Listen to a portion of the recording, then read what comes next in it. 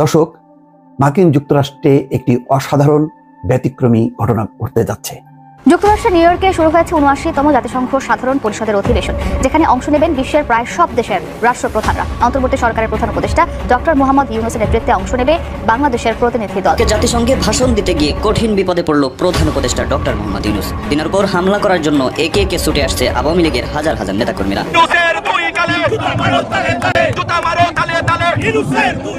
Use of Bangladesh's labor laws to harass and intimidate Dr. Yunus.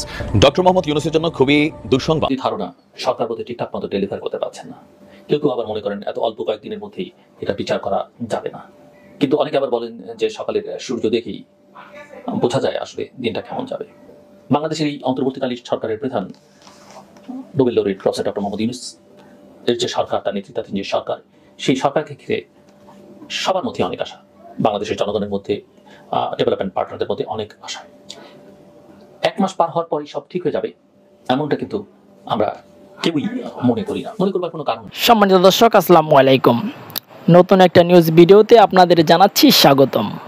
এইমাত্র এই পাওয়া খবরটি, জো বাইডেন হঠাৎ শেখ হাসিনাকে কেমন বার্তা দিয়েছে, যেখানে শেখ হাসিনা সহ আওয়ামী লীগের নেতাকর্মীরা খুশিতে উৎফুল্লর হয়ে উঠেছে এবং সেই সাথে সাথে ডক্টর ইউনূস ভেঙে পড়েছে।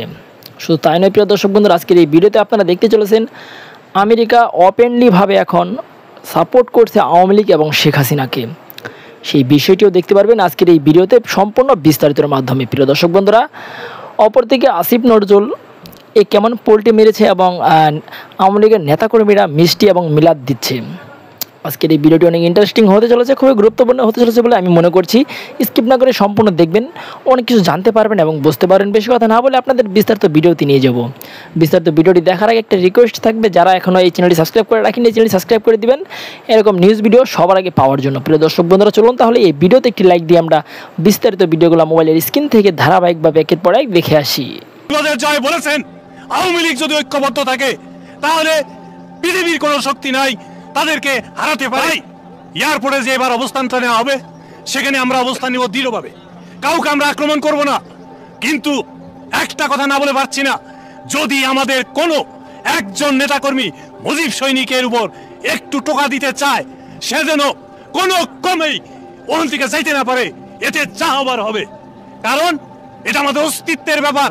আমাদের গণতন্ত্রের মানুষ কন্যা যখন জেএফকেতে আসবে, আমাদের প্রত্যেক মুজিব সৈনিকের নৈতিক দায়িত্ব হাতে হাত মিলে, কাঁধে কাঁধ মিলে বিএনপি জামাতকে প্রতিহত করা এবং জাতিসংঘের সামনে যেদিন শান্তি সমাবেশ হবে, সেখানে সর্বাত্মক সংখ্যক সকলে উপস্থিত হয়ে স্মরণকালের সর্ববৃহৎ শান্তি সমাবেশ আমরা করব ইনশাআল্লাহ।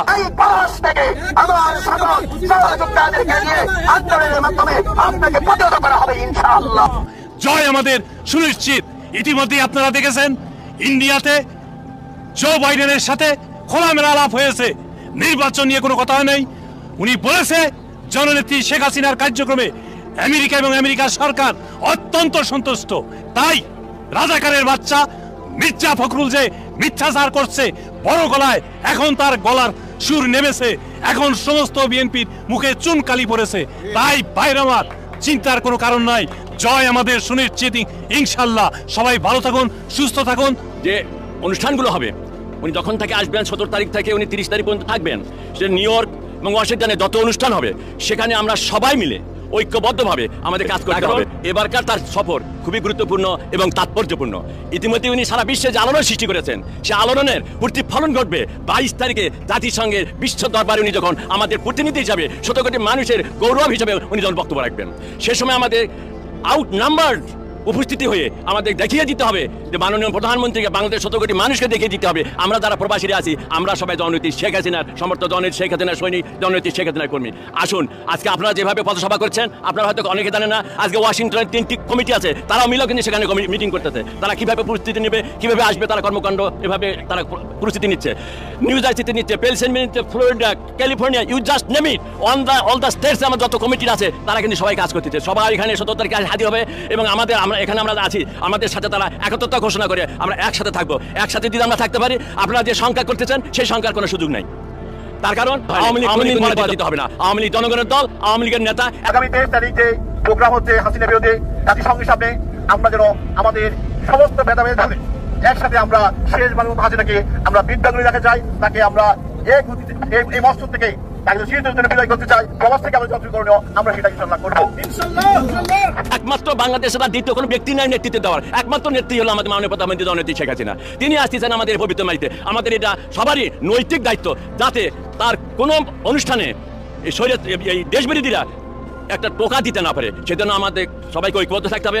আপনারা আজকে যে আয়োজন করেছেন সকল নেতাকর্মীদের যারা এখানে উপস্থিত হয়েছেন, আমি যুক্তরাষ্ট্র আওয়ামী লীগের সকল নেতাকর্মীদের পক্ষ থেকে ধন্যবাদ এবং কৃতজ্ঞতা জানিয়ে আসুন আমরা সবাই মিলে একটি স্লোগান দেই, বারবার দরকার শেখ হাসিনা।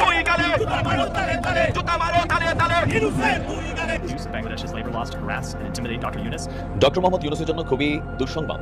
ডক্টর ইউনূসকে আমরা যুক্তরাষ্ট্রের মাঝে অবৈধ প্রধান উপদেষ্টাকে আসন্ন জাতিসংঘের সাধারণ অধিবেশনে দেশে হাজার হাজার শহীদের রক্তের উপর পা দিয়ে অংশগ্রহণ করা সমীচীন হবে না। ইউনূসের আগমনের বিরুদ্ধে বিমানবন্দর সহ জাতিসংঘের সামনে বিক্ষোভ সহ বিভিন্ন কর্মসূচির কথা বলছে আওয়ামী লীগ।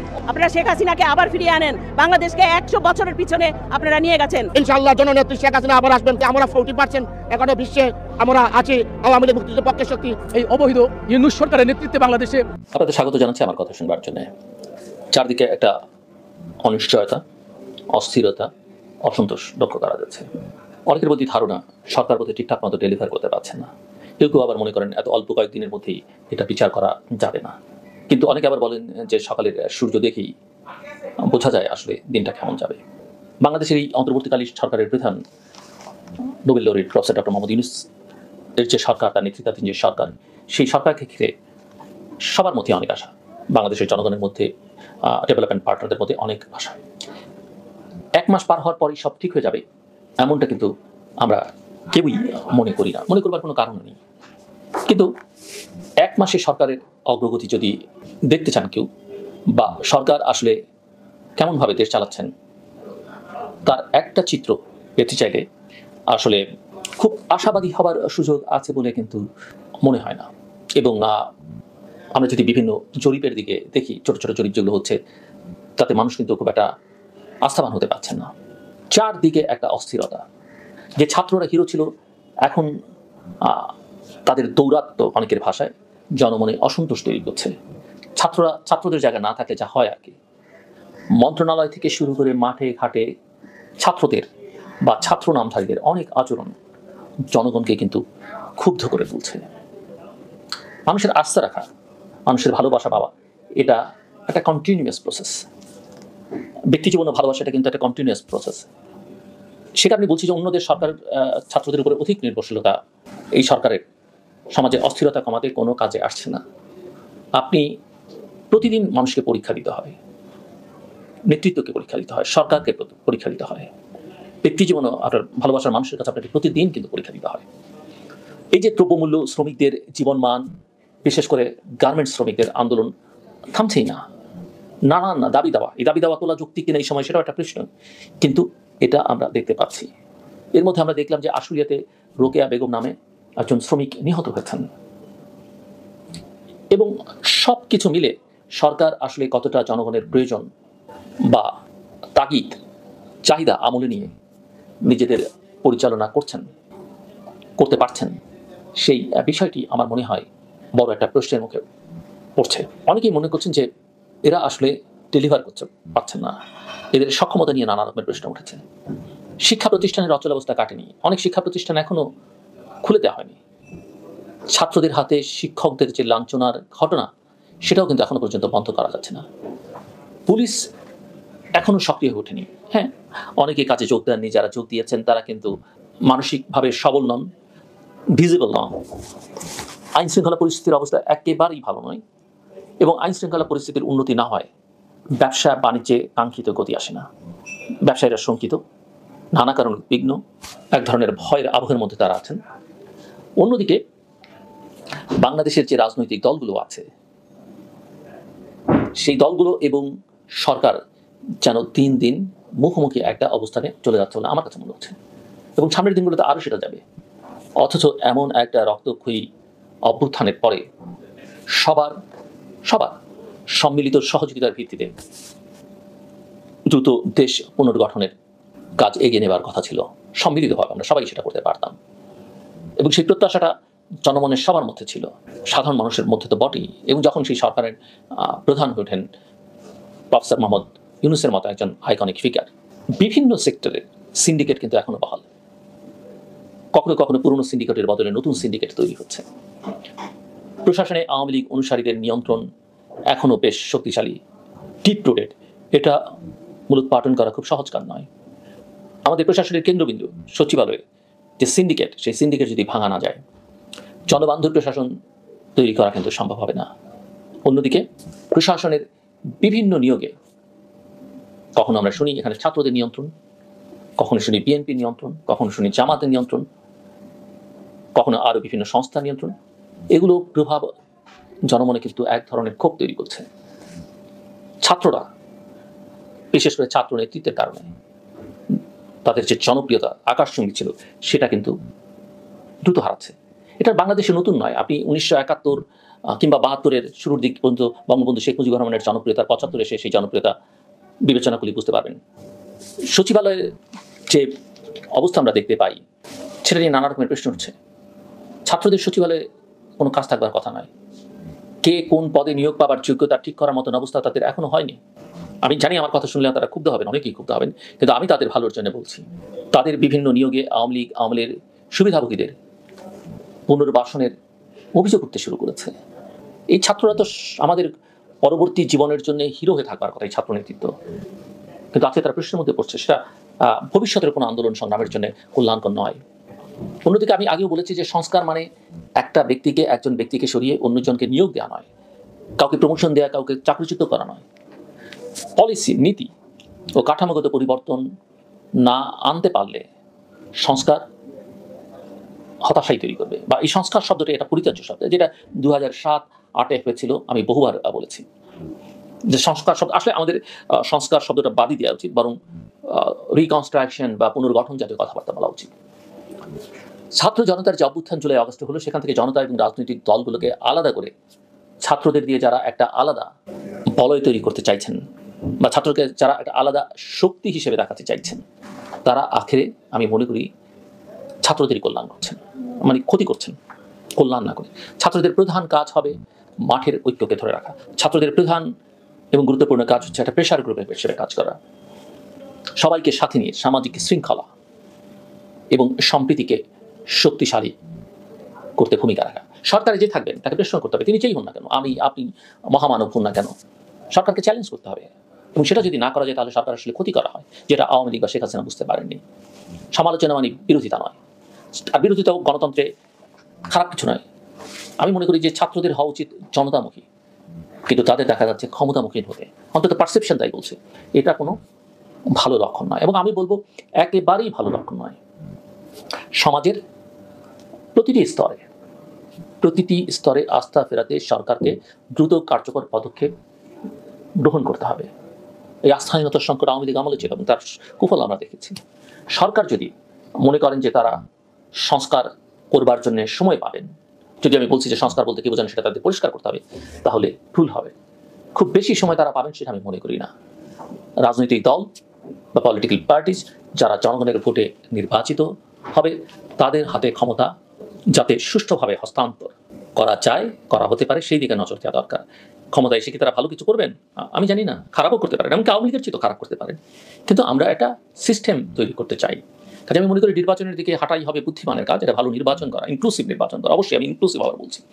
এত দ্রুত সময় এতটা অনাস্থা, এত অস্থিরতা আসলেই জনগণকে শঙ্কিত করে তুলছে, এবং জনগণ যখন আস্থা রাখতে না পারে, বিশ্বাসহীনতায় ভোগে, তখন কিন্তু সরকার চালানো, রাষ্ট্র চালানো কঠিন হয়ে ওঠে। আমি মনে করি দ্রুত এই অচলাবস্থার অবসান চান, এই অচলাবস্থার অবসান বাংলাদেশের জনগণ চায়, এবং দ্রুততার সঙ্গে যত দ্রুত সম্ভব জনগণের আস্থা ফিরিয়ে আনাই হচ্ছে সরকারের কাজ। তুমি অধম তাই বলিয়া কি আমি উত্তম হইব না, খুবই আলোচিত একটা পংক্তি, একটা কবিতার দুটো লাইন। এখন বাস্তব জীবনে এটা মানে কি? আরেকটা কবিতা আছে, আমার ঘর ভাঙে যাবা আমি বাঁধি তার ঘর। এগুলো আসলে কাব্য, কবিতা, উপন্যাসে সুন্দর। প্র্যাকটিক্যালি আমার দিকে চাইছে যে তার চোখ তুলে ফেলবো, আমার দিকে যে একটা ধরেন একটা ধমক দিছে, পারলে তার জিব্বাটি বে মনে করলেন বের, এই একটা মেন্টালিটিতে আমরা আছি। আমরা চাই পরিবর্তিত বাংলাদেশ। আমরা দাবি করছি যে শেখ হাসিনার সরকার স্বৈরাচারী ছিল, এবং তিনি আদালতকে, প্রশাসনকে এতটা ম্যানুপুলেট করেছেন, এতটা ব্যবহার করেছেন যে হাজার হাজার লাখ লাখ গায়েবী মামলা হয়েছে। ঘটনা কিন্তু সত্য হয়েছেও। আর এই মামলাগুলোর শিকার করা হয়েছে সাধারণ নিরীহ, বেশিরভাগ ক্ষেত্রে যারা দল করে তারাই হয়েছে। এখন এই যে দীর্ঘদিনের জ্বালা এবং ক্ষোভ, সেই ক্ষোভটাকে কিন্তু আন্দোলনে পরিণত করে আপনার শেখ হাসিনা সরকারের রাজনৈতিক পতনটা এককভাবে কোনো দল করতে পারেনি, বৈষম্য বিরোধী ছাত্র আন্দোলন করেছে। এখন এই আন্দোলনের পরেও বাংলাদেশে মব জাস্টিসের নামে অথবা মামলার নামে একটা ব্যাপক খেলা কিন্তু শুরু হয়ে যাচ্ছে, অলরেডি গেছে। ওই কোথাকার কোন বাদী সে কিন্তু মামলার আসামিরে চেনে না, সাক্ষী বাদীরে চেনে না, সাক্ষী আসামিরে চেনে না। এই ঘটনাগুলো প্রত্যেক এলাকায় আপনার নিজস্ব এলাকায় দেখছেন। এই যখন পরিস্থিতি, এই পরিস্থিতিটাতে এই মুহূর্তে সবচেয়ে বেশি শিকার হচ্ছে কারা? আওয়ামী লীগ। সোজা হিসাব আওয়ামী লীগের সাথে নামগন্ধ যাই থাকুক, মামলার আসামি দিলেই নিয়ে নেওয়া হচ্ছে। গেল 5ই আগস্টের আগে বিএনপি জামাত বললে যেই থানার যাইতেন মামলা হয়ে যেত, বিচারক আদালতে উঠা বিএনপি জামাত দেখলেই জামিন বন্ধ অথবা দিয়া দাও সাজা একটা, এরকম কিন্তু ঘটছে। আর এজ এ রেজাল্ট এতগুলো প্রাণ সরষে এই আন্দোলন হয়েছে। তো এখন যে নতুন বাংলাদেশের স্বপ্ন আমরা দেখছি, তো সেই নতুন বাংলাদেশে এই যে গণ মামলা চলতেছে, এগুলোর ব্যাপারে সরকারের সিদ্ধান্ত কি? আর এই সেকশনটাতে কে বসছেন? ডক্টর আসিফ নজরুল ইসলাম। ইতিমধ্যেই সোশ্যাল মিডিয়ার যারা কি বলছে রাঘব বোয়াল আছেন, তারা কিন্তু তাকে বলছেন যে বঙ্গবন্ধুর চেতনা নিয়ে তিনি বসে আছেন, তার ভিতর থেকে আর ভালো কি আসবে। তবে তিনি যে সিদ্ধান্তগুলো নিচ্ছেন, এগুলোর প্রথম সুবিধা বেসিক্যালি আওয়ামী লীগই পাচ্ছে। কিন্তু এই সুবিধাটা বা এই আইনটা এস্টাবলিশড হয়ে গেলে ইন ফিউচার, বিএনপি তো এখন ক্ষমতায় আসে নাই, ধরেন আসলো সামনে বা জামাত আসলো, সারা জীবন কি থাকবে? সম্ভব জীবনও না। 10 বছর 20 বছর পরে আবার এই ক্ষমতার টার্ম চেঞ্জ হবে, তখন তো আবার আওয়ামী লীগ আসবে, আসবে না? 100% আসবে। 20 বছর পরে আওয়ামী লীগ আসবে, পালাবদল হবে। সেই পালাবদলে আইসা আবার এই গণহারে মামলা হবে। এখন যারা বিদেশ থেকে দৌড়ে দেশে যাচ্ছি আমরা অনেকেই, আবার দেশের মানুষ যারা আত্মগোপনে ছিলাম ভাইসা উঠছি, আদালতে জামিন পাচ্ছিলাম না, গণহারে জামিন পাচ্ছি। আবার বাংলাদেশে আওয়ামী লীগের যারা এরকম কোর্ট কাছারি বা রাজপথ দাপাইয়া দোপাইয়া মামলা হলেও পুলিশ তাদেরকে গ্রেপ্তার করতো না, আদালতে গেলে সাথে সাথে জামিন হয়ে যেত, তারা সবাই ধরেন দেশে বিদেশে পলায়ে চলে গেছে। এরা যখন আবার ফিরে আসবে, আবার আজকের দিনে আপনি যখন গণমামলা দেখছেন, ঠিক একই হবে, এর থেকে 10 গুণ বেশি হবে। কারণ হিংসার বিপরীতে হিংসা কখনো শান্তিকে এস্টাবলিশ করতে দেয় না। তো কোনো একটা পক্ষকে তো শুরু করতে হবে। রাইট নাও যে সরকার আছে তারা কোনো পক্ষের না, তারা চাচ্ছেন এখানে আওয়ামী লীগ বিএনপি ফ্যাক্ট না, এমন একটা সিস্টেম করা হবে যে সিস্টেমটাতে মানে কোনো ধরনের আইনকে অপব্যবহার করে বা প্রশাসনকে অপব্যবহার করে কোনো ধরনের কোনো ব্যক্তিকে, নিরীহ মানুষকে দল করার কারণে, আবার হোক সেটা বিএনপি বা শিবির অথবা আওয়ামী লীগ, এইগুলোর কারণে তাকে মামলার আসামি করা যাবে না। নতুন একটা ঘোষণা দিয়েছেন। আর এই ঘোষণাটার 100% এই মুহূর্তে অ্যাডভান্টেজ পাবে বাংলাদেশ আওয়ামী লীগের যারা যুবলীগ ছাত্রলীগ যারাই আছেন, সামহাও যারা ভালো মানুষ ছিলেন, অপরাধ করেন নাই, তারা অপরাধীরা শাস্তি পাবেন। সারা দেশে ঢালাও এবং গায়েবী মামলার যে কালচার শুরু করেছিল ফ্যাসিস্ট আওয়ামী লীগ সরকার, সেই কালচার থেকে আমাদেরকে বেরিয়ে আসতে হবে। তো আমরা কারা এই মুহূর্তে? আমরা বলতে এখানে যেটা বোঝানো হচ্ছে বিএনপি জামাত বা আরো যারা আছেন যারা গণহারে এই মুহূর্তে মামলাগুলো করছেন। সুপ্রিম কোর্ট প্রাঙ্গণে প্রধান বিচারপতির অভিভাষণে অন্তর্বর্তী সরকারের আইন উপদেষ্টা ডক্টর আসিফ নজরুল ইসলাম তিনি বলছেন, আপনারা যারা বিচারক তারা সংবিধান অনুযায়ী শপথ নিয়েছেন, কোনো রাজনৈতিক দলের হয়ে শপথ নেননি। কোনো বিচারকই রাজনৈতিক দলের হয়ে, বিচারক বলেন, প্রশাসনের লোক বলেন, সরকারি কর্মকর্তা বলেন, শপথ নেয় না, কিন্তু টেকনিক্যালি রাজনৈতিক দলের হয়ে যায়। তো আসিফ নজরুল ইসলাম খেয়াল করে দিয়েছেন, কাজে বিচার করবেন সংবিধান অনুযায়ী। বিচার একটি মহৎ দায়িত্ব, এই দায়িত্ব পালনে কার্পণ্য করা যাবে না। নিম্ন আদালতে যারা আছেন আপনারা মানুষকে যতটুকু সম্ভব হয়রানি মুক্ত করবেন। আদালতে আসামির উপর যেন হামলা না হয়, সেই জন্য সকাল 7টায় শুনানির ব্যবস্থা করেছি। আমরা ফেসিস্ট কালচার থেকে বেরিয়ে আসতে যাই এবং আদালত প্রাঙ্গণে কোনো আসামিকে হামলা করা যাবে না। তো এখানে তিনি যেটা বলছেন যে বেসিক্যালি একটা দেশে যতটাই করাপশন থাকুক, যতটাই আইনশৃঙ্খলা পরিস্থিতির অবনতিতে থাকুক, যতটাই মানুষ মামলাবাজ হোক, কিন্তু একটা জায়গা থেকে সব ঠিক হয়, সেটা হচ্ছে আদালত। আপনার বিরুদ্ধে একজন লোক মামলা করতেই পারে, কিন্তু আদালত যদি এটাকে ন্যায় বিচারে নিয়ে যায় তখন হবে কি, মামলাটা খারিজ হয়ে যাবে। বরঞ্চ যেই ব্যক্তি আপনার বিরুদ্ধে মামলা দিচ্ছে সে আরেকটা মামলা অটোমেটিক খাবে, তার উল্টা পানিশমেন্ট হবে। কিন্তু এটার জন্য যাদের ভূমিকা অত্যন্ত গুরুত্বপূর্ণ 3টা সেকশন। নাম্বার 1, যারা এই মামলাটার তদন্ত রিপোর্ট করে। আর এ নিয়ে আইনশৃঙ্খলা বাহিনী পুলিশের হেডকোয়ার্টার থেকে কিন্তু একটা ব্রিফ দেওয়া হয়েছে, কোনটা যে মামলা হলে গ্রেপ্তার না, ভালো করে রিপোর্ট করতে হবে, তদন্ত করতে হবে, দেন সংশ্লিষ্টতা পাওয়া গেলে তাকে গ্রেপ্তার করতে হবে। তো পুলিশ যদি সত্যি সত্যি এই কাজটা করে, তাহলে আজকের দিনে বিএনপি যতগুলো মামলাতে যতগুলো মানুষে বিভিন্ন জায়গায়, আমি আমার এলাকায় দেখেছি এক মামলার আসামি 300 জন। এর মাঝখানে আমি বেশ কিছু মানুষকে চিনি, তারা আওয়ামী লীগ করতে কিন্তু ভালো মানুষ, কিন্তু অটোমেটিক মামলার আসামি হয়ে গেছে।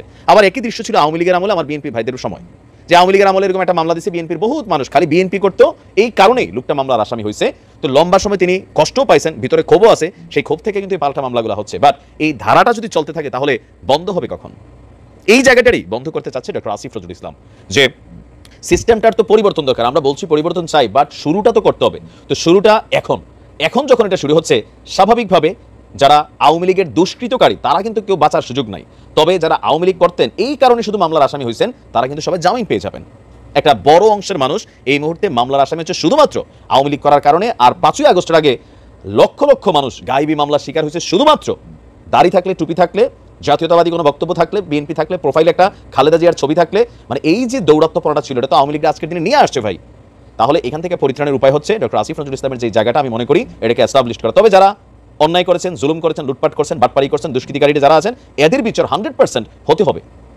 আবার আওয়ামী লীগ করছে দেখা তাদের ছাড় দেবে বিষয়টা তা না। মন্ত্রী হোক, এমপি হোক, যেই হোক, প্রত্যেককে বিচার আওতায় আনতে হবে। তাহলে বিচারের সংস্কৃতিটা চালু হবে।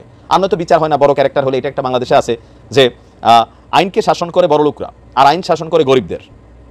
আইন গরিবদের শাসন করে আর আইনকে শাসন করে কারা? ধনীরা। তো এই দৃশ্যপট থেকে বের হয়ে আসতে হবে।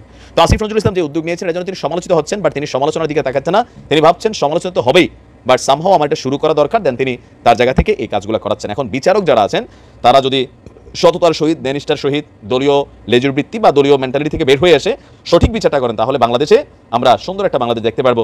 আজকে আওয়ামী লীগের অ্যাডভান্টেজ পাবে। আজকে আসিফ নজরুল ইসলাম স্যারের জন্য তারা দোয়া করতেছে মন থেকে 100%।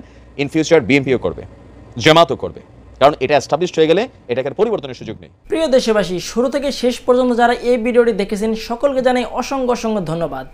যারা এরকম নিউজ ভিডিও পেতে পছন্দ করেন তারা অবশ্যই এই চ্যানেলটি সাবস্ক্রাইব করে পাশে থাকা বেল আইকনটি বাজিয়ে দিবেন। যারা এখনও এই ভিডিওটি শেয়ার করেননি, এই ভিডিওটি দ্রুত শেয়ার করে সকলকে দেখার সুযোগ করে দিন। আজকের মতন এই পর্যন্ত, দেখা হচ্ছে পরবর্তী কোনো ভিডিও নিয়ে ইনশাল্লাহ।